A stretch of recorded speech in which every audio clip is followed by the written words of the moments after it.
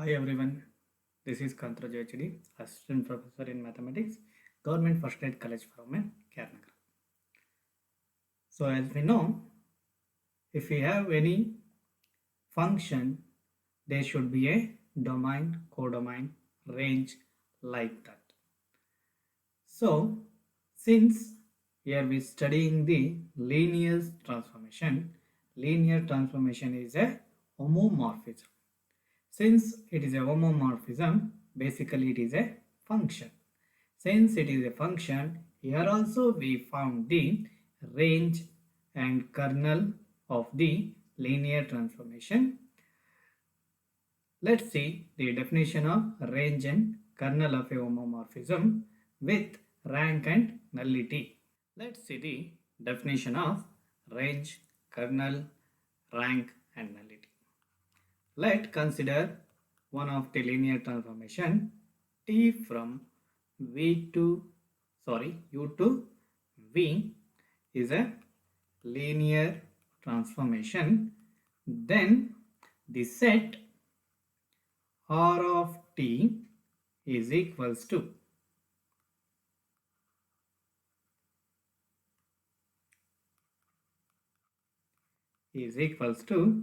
set of all t of alpha such that alpha belongs to u is called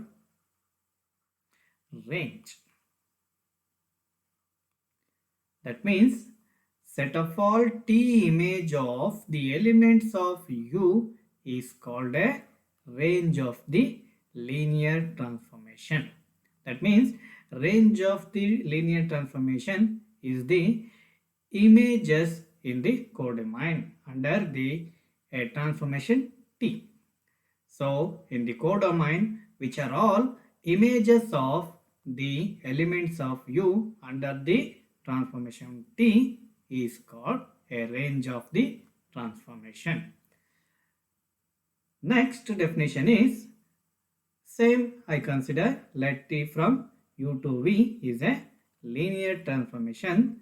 Then consider another set n of t such that set of all alpha belongs to U such that t of alpha is equals to 0 dash, where 0 dash is the 0 element or 0 vector of capital V.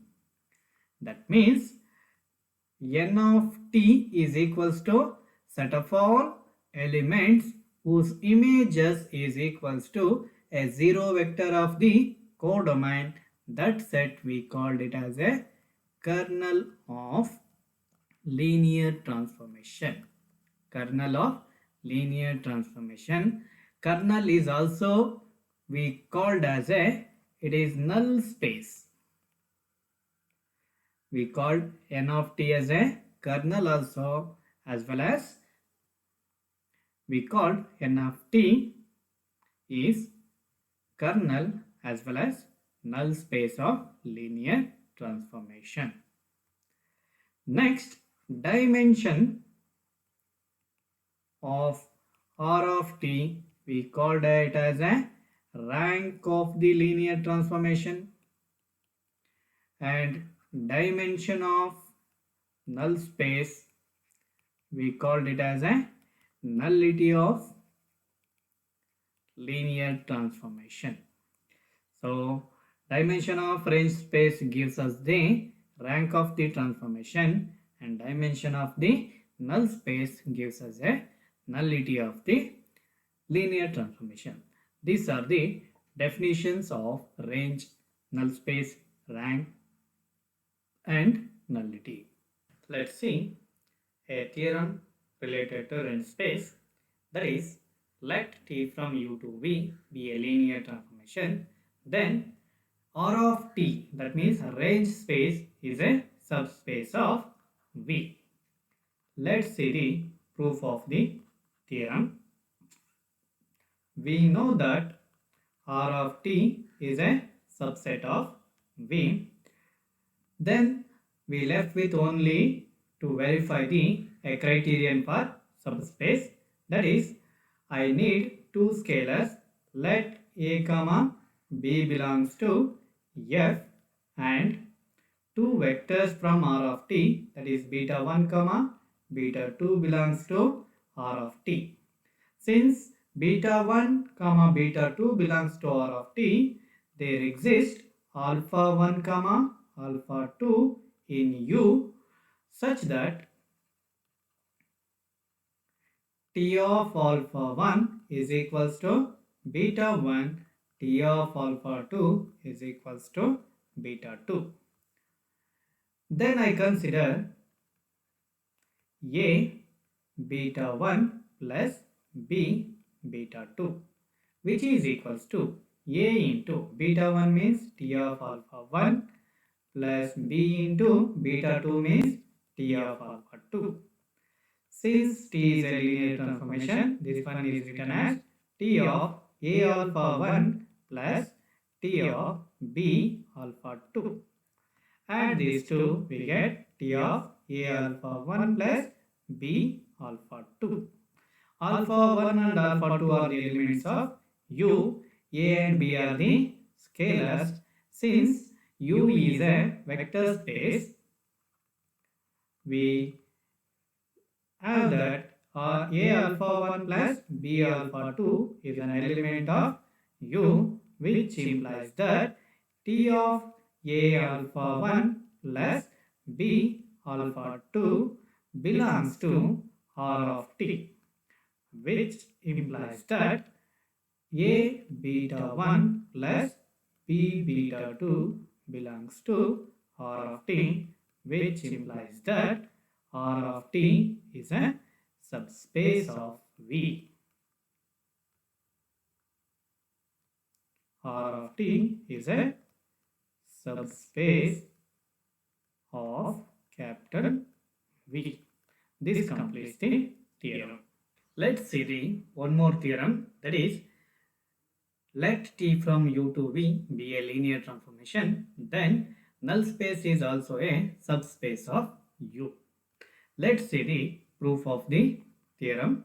This proof is also same as previous one, that is, we know that n of t is a subset of U. Then I consider two scalars, that is, let A comma B belongs to F and alpha 1 comma alpha 2 belongs to n of t. Since alpha 1 and alpha 2 are the elements of null space, their images are equals to 0. That means T of alpha 1 is equals to 0, T of alpha 2 is equals to 0. Next I consider T of A alpha 1 plus B alpha 2, which is equals to, since T is a linear, we write it as A into T of alpha 1 plus B into T of alpha 2, which is equals to A into T of alpha 1 value 0 vector plus B into T of alpha 2 also 0 vector. Therefore, this completely become 0 vector. You may take this as 0 dash also, because that is the 0 vector of codomain, which implies that A alpha 1 plus B alpha 2 is also an element of n of t, because its image is 0 dash, which implies that n of t is a subspace of capital U. This completes the theorem. Let's see the one more theorem related to null space, that is, let T from U to V be a linear transformation, then T is 1 1 if and only if null space is equals to 0 space. That means that contains only a singleton 0 vector. Let's see the proof for this one. I consider T is 1 1, which implies that T of alpha is equals to T of beta implies that alpha is equals to beta by the definition of 1 1. Let alpha belongs to n of t, which implies that t of alpha is equals to 0. But t of 0 is equals to 0 vector of codomain. I mentioned here it as 0 dash. Observe thus, observe here, t of alpha is also 0 dash, t of 0 is also a 0 dash. Since t is a 1 1, we have alpha is equals to 0. We have alpha is equals to 0, which implies that n of t contains only a singleton 0 vector, which implies that n of t contains only a singleton 0. Conversely,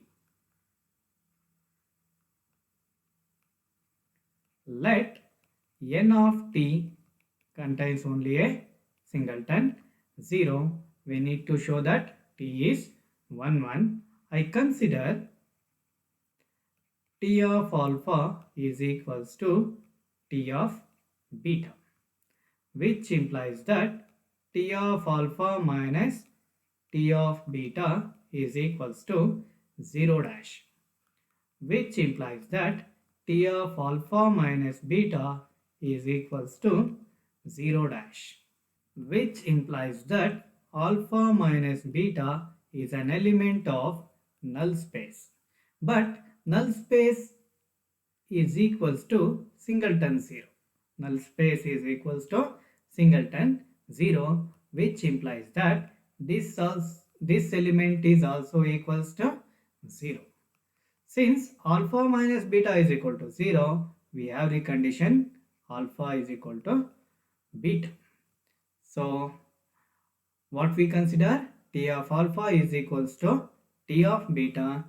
We conclude that alpha is equal to beta, which implies that t is 1 1, which implies that t is 1 1. This completes the proof. Let's see the one more theorem. Let t from u to v be a linear transformation if the vectors alpha 1, alpha 2 and so on alpha n generates a domain u, then the vectors t of alpha 1 comma t of alpha 2 comma and so on t of alpha n generates r of t. Generates is nothing but spans. Let's see the proof of the theorem. Given alpha 1 comma alpha 2 comma and so on alpha n spans u, which implies that every vector in capital U are a linear combination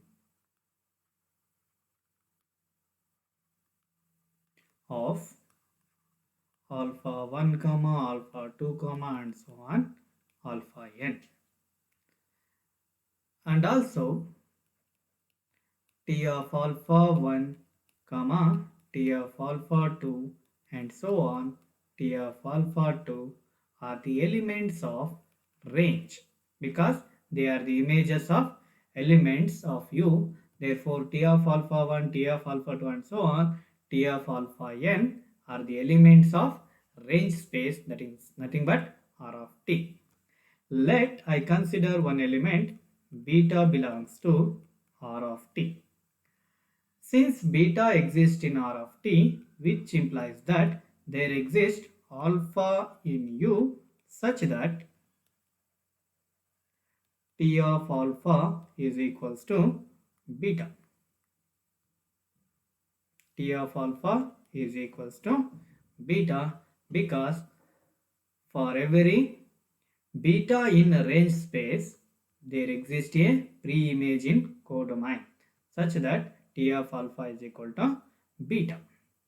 I consider but alpha is equals to A1 alpha 1 plus A2 alpha 2 and so on AN alpha n, because alpha 1 alpha 2 and so on alpha n spans V. Therefore alpha can be written as A1 alpha 1 plus A2 alpha 2 plus and so on AN alpha n.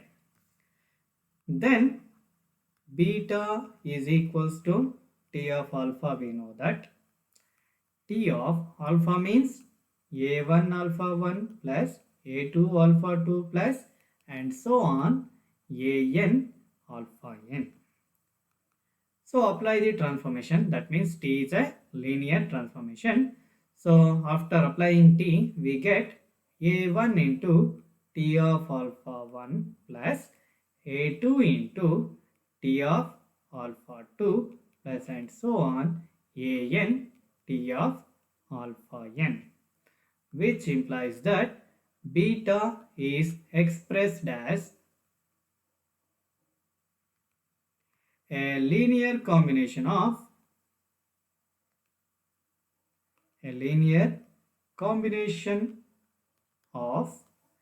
T of alpha 1, T of alpha 2, comma and so on T of alpha n.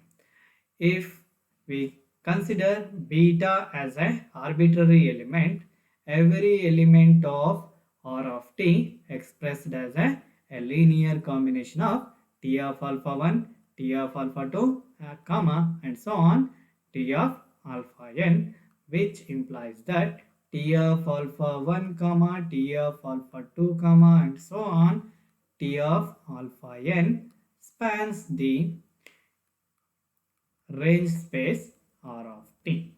This completes the theorem. Thank you for watching.